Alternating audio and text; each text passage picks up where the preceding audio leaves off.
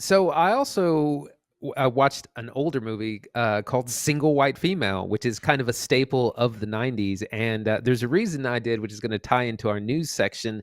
But I actually wanted to give a little review on this as well. So this is from 1992, way back when I would have been way too young to watch this. But this was a movie that I kind of heard a lot about. And like the title has been evergreen. And I know everyone about it and who's in it, which is Bridget Fonda and Jennifer Jason Leigh. So I finally sat down, rented it because it's not streaming anywhere, of course, and took a look.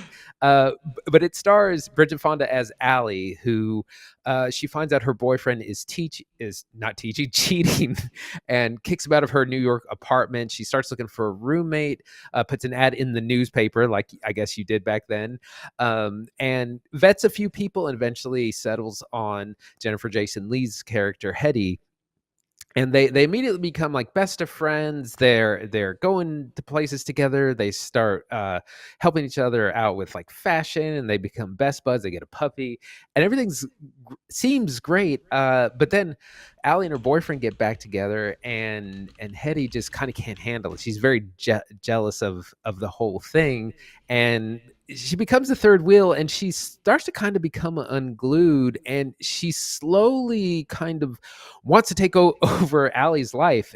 She starts not only behaving like her, she starts dressing like her. She literally buys the exact same clothes. She tries to kind of hit on her boyfriend. She also, in what is the most egregious part in the trailer, which gives everything away, they get their hair done at one point, and Hetty completely copies Allie's hair.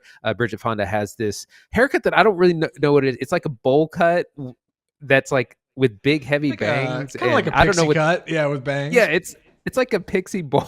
I don't know what they were doing in the 90s. Several other women have this same haircut in the movie, so it was like a thing. But at one point, Jennifer Jason Leigh gets the same haircut, dyes it red, and they like are almost indistinguishable from each other. It's really creepy. It turns into a slasher, and it's a little slow in the first half, but man, once it get going, it really cooks. It's a little dated, not in any kind of cultural way, more of just a filmmaking way, because it's 33 years old at this point. But it was a lot of fun, and it was good nostalgia film to go back to.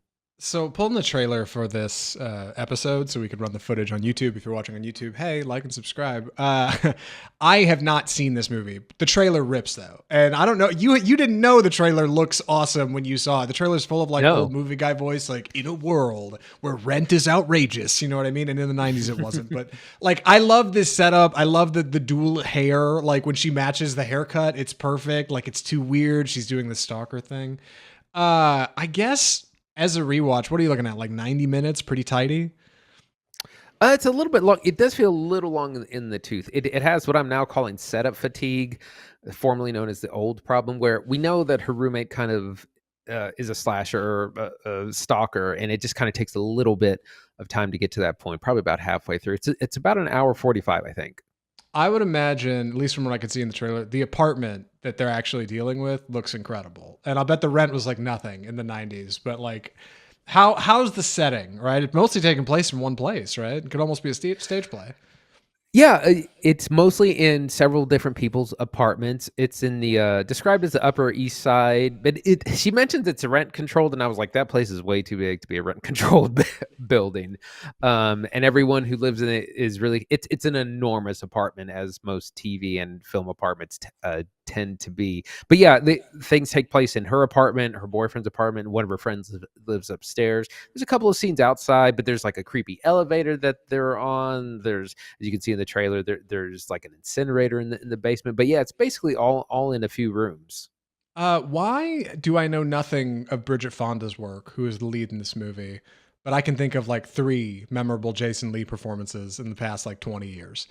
Bridget Because Fonda, Fonda's the lead here, right? yeah, Bridget Fonda was just bigger in, I think, in the 90s and into the 2000s.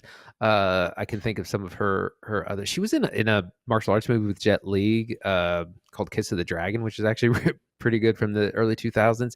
I just don't think that she kept working as much. Whereas Jennifer Jason Leigh, I actually know her from older roles, things like Hateful Hateful Eight Eight is what I was or going to say. or Daisy Domergue. Yeah. right. HBO work. Yeah. Annihilation. So I know Yeah. her work more from the last like 10 to 15 years than her really early start. So this was kind of amazing to see because I had never seen her role from this far back. Yeah, a bit of a time capsule feature. This actually ties into our first news story, which is why you watched it. But before we jump into that, recommendations on Single White Female 92, would recommend, wouldn't recommend?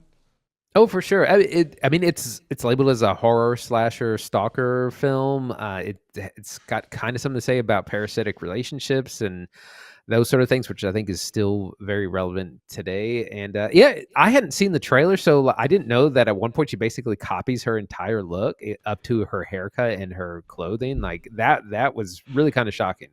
Yeah, that's one of those things that like it must have hit so good in the theater when this dropped in 92. It's like when we watched Hellraiser. Like if you knew nothing about the movie and you had no idea going in other than what you'd seen in the trailer, the day that landed in theaters, it must have been such a trip, dude. Like she comes walking out with the same haircut, you're like, "Oh god, this woman's certifiable," you know? Like that's crazy. Time capsule stuff, you know what I mean? Yeah, it's great, Anyway, and her hair is so different at the like her she has this long Hetty has this long black hair, completely the opposite of what Bridget Fonda has. so this leads perfectly into our first news story for the week. And as far as I know, is the reason Andy actually ended up watching this film. Andy, you want to tell people what this is about? Yes, so a single white female remake has been announced with starring Taylor Russell and Jenna Ortega. We last saw Taylor Russell in Bones and All with Timothy Chalamet a couple of years ago. Incredible actress. Jenna Ortega, of course, is also a huge rising star in the Scream films and Wednesday on Netflix. And so they're famously both not white, which means you're gonna have to kind of rename this a little bit. But yeah, this idea of taking on a roommate who kind of tries to take over your life and becomes possessive is really interesting. And I think when you add things like the internet, cell phones, social media, like it's going to be a completely different kind of movie, but still very relevant. The older one is still very relevant. Yeah, worth mentioning that both these actresses are producing this feature, similar to Sydney Sweeney and First Omen, right? Or God, Anyone But You. This is the game now. Like you got to produce you produce your own work and then star in it, which means there's some confidence behind the role, at least, right? Like we can assume that the two of them are really going to be working towards something great here, especially Russell, who, let's be honest, needs another W. Bones and All was great. She needs another movie. Like we need to get this one in theaters again. Jenna Ortega, not stressing so much, so I think it's good. It's good the two of them are palling up on this one. Who do you think's going to play who, you think? I'm guessing Ortega is going to be the Jennifer Jason Leigh character and Russell's going to be the innocent Bridget Fonda. I would maybe think the opposite actually, just because Jenna Ortega is kind of the bigger star at the moment. But they're both veterans of the horror genre. Of course, Jenna Ortega in Scream, and like I said, Wednesday. Taylor Russell for Bones and All. So they both know how to get physical and bloody, which is the original roles with Jennifer Jason Leigh and Bridget Fonda were very physical. Like there's a lot of like hand to hand like fighting and like weapons and things like that. And we've seen Taylor Russell do that in Bones and All. So it ends up being a very bloody affair, and I think these two people are perfect. Like you have two final girls in as the leads. Yeah. God, I wonder what they're going to call it. A weird part of me hopes they just keep the name, but like even Hollywood Reporters, like they got to do something about the name Single White Female. I don't know. What do you think? This is what they do. She'll put in the ad like that and be like, "Oh, I just get better responses when I put that." That's funny, dude. That would be great. Yeah, like that's what I mean. I'm like, there's a part of me that's like, just leave it, dude. Like it's fine. It's a nostalgia trip too anyway. iconic. Yeah, who cares? Anyway.